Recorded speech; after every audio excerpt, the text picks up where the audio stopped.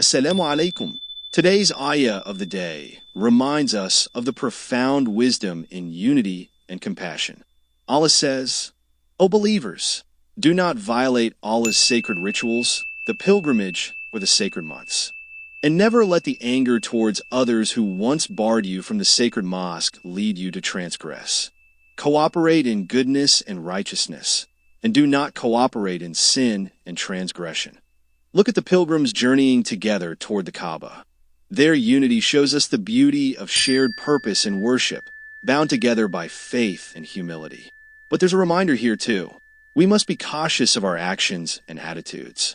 See, while one path shows us helping and supporting each other, the other shows arguments and division, reminding us to steer clear of negativity and conflict. So, today, ask yourself, how can you contribute to unity? How will you practice goodness? Let's take action together, supporting one another in righteousness. Join us on this journey of reflection.